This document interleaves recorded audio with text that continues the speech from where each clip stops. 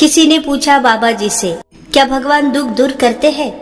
बाबा ने कहा, ना रे, भगवान किसी का दुख दूर नहीं करते।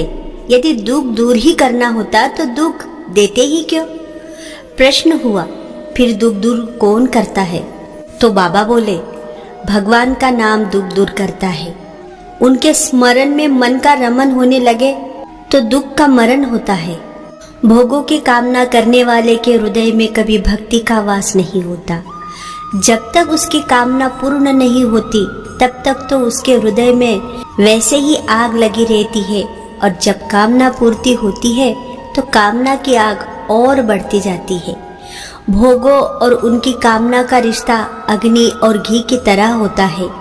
जैसे जैसे घी बढ़ता जाता है वैसे वैसे अग्नि और भड़कती जाती है, और अंततः यह भोगा शक्ति मनुष्य का सर्वस्व स्वाहा कर देती है। एक भक्त थे, उन्होंने 20 साल तक लगातार भगवत गीता जी का पाठ किया।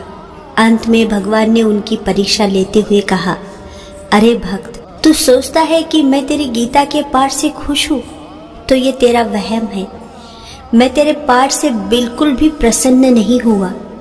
जैसे ही भक्त ने सुना तो वो नाचने लगा और झूमने लगा। भगवान ने कहा, अरे मैंने कहा कि मैं तेरे पाठ करने से खुश नहीं हूँ और तू नाच रहा है।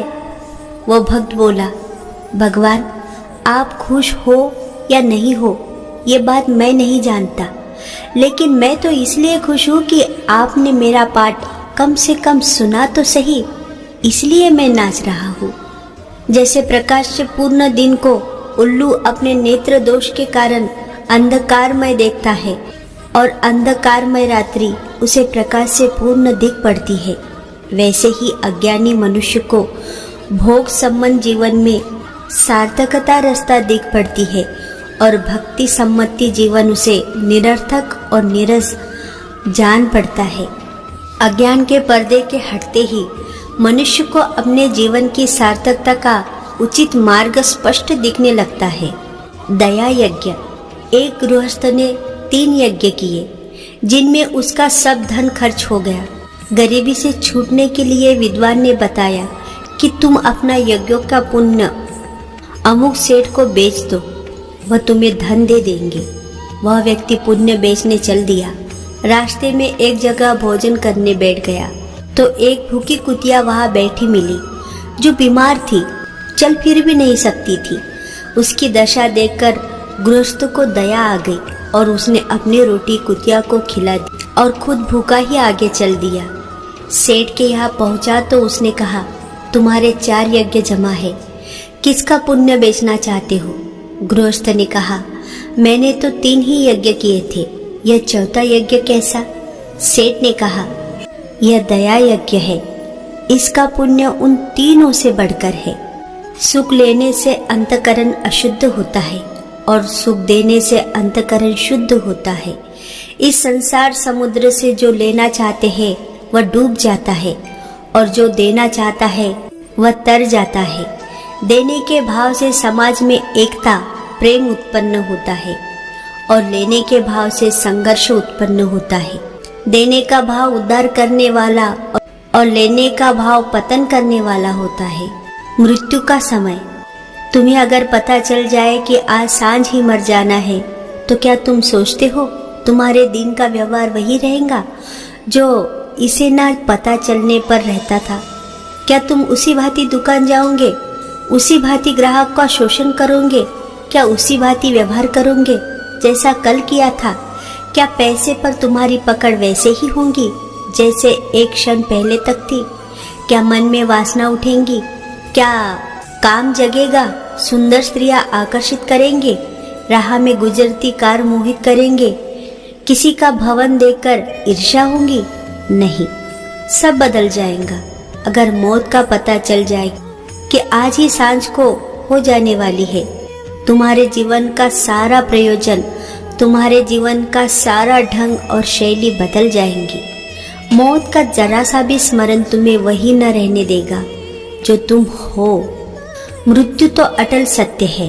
फिर यदि हर दिन को अंतिम दिन मानकर जिएंगे तो जीवन का सार ही बदल जाएगा। आध्यात्मिक खजाना। एक भिखारी था, उसने सम्राट होने के लिए कमर कसी। चौराहे पर अपनी फटी पुरानी चादर बिछा दी, पहली हांडी रख दी और सुबह दोपहर शाम भीख मांगने शुरू कर दिया, क्योंकि उसे सम्राट होना था। भीख मांगकर भी भला कोई सम्राट हो सकता है? किंतु उसे इस बात का पता नहीं था। भीख मांगते मांगते वह बूढ़ा हो गया और मौत ने दस्तक दी। मौत तो किसी को नहीं छोड़ती, वह बूढ़ा भी मर गया। लोगों ने उसकी हांडी फेंक दी, सड़े गले बिस्तर नदी में बहा दिए। जमीन गंदी हो गई थी तो सफाई करने के लिए थोड़ी खुदाई की। खुदाई करने पर लोगों को वहाँ बहुत बड़ा खजाना गड़ा हुआ मिला। तब लोगों ने कहा, कितना अभागा था, जीवन भर भीख मांगता रहा, जहाँ बैठा था। अगर वही जरा सी खुदाई करता तो सम्राट हो जाता। ऐसे ही हम जीवन भर बाहर की चीजों की भीख मांगते रहते हैं, किंतु जरा सा भी भीतर गोता मारे, ईश्वर को पाने के लिए ध्यान का जरा सा भी अभ्यास करे तो उस आत्म खजाने को भी पा सकते हैं जो हमारे अंदर ही छुपा हुआ है। भरोसा रखिए उस ईश्वर पर। ऐसे ही एक बार एक राजा था। वह जब भी मंदिर जाता, वो दो भिखारी उसके दाएं और बाएं बैठा करते थे। दाई तरफ वाला कहता है, हे ईश्वर, तूने राजा को बहुत कुछ दिया है, मुझे भी दे दे। तो बाई तरफ वाला कहता है, हे राजा, ईश्वर ने तुझे बहुत कुछ दिया है, मुझे भी कुछ दे दो। दाई तरफ वाला भिखारी बाई तरफ वाले से कहता, ईश्वर से मांग, वह सबकी सुनने वाला है। बाई तरफ वाला जवाब देता, चुप कर मूर्ख। एक दिन राजा ने अपने मंत्री को बुलाया और कहा कि मंदिर में दाई तरफ जो भिखारी बैठता है वह हमेशा ईश्वर से मांगता है, तो अवश्य ईश्वर उसकी सुनेगा। लेकिन जो बाई तरफ बैठता है वह हमेशा मुझसे ही मांगा करता है। तो तुम ऐसा करो कि एक बड़े से बर्तन में खीर भर के उसमें स्वर्ण मुद्रा डाल दो और वह उसको दे आओ। मंत्री ने ऐसा ही किया।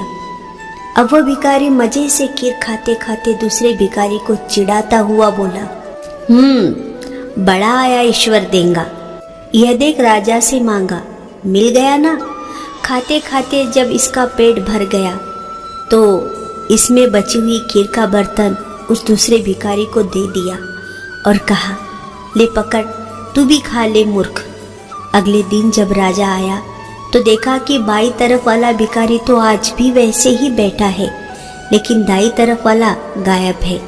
राजा ने चौंक कर उससे पूछा, क्या तुझे खीर से भरा बर्तन नहीं मिला? जी मिला था राजा जी, क्या स्वादिष्ट खीर थी, मैंने खूब पेट भर कर खाई। फिर जब मेरा पेट भर गया तो वो जो दूसरा भिखारी यहाँ बैठता है, मैंने उसको देकर कहा, मूर्ख, हमेशा कहता रहता है ईश्वर देगा, ईश्वर देगा, ले खा ले। राजा मुस्कुराकर बोला, अवश्य ही ईश्वर ने उसे दे ही दिया। ऐसे होते हैं हमारे ईश्वर। तो प्रेम से बोलिए, जय श्री कृष्णा, जय श्री कृष्णा।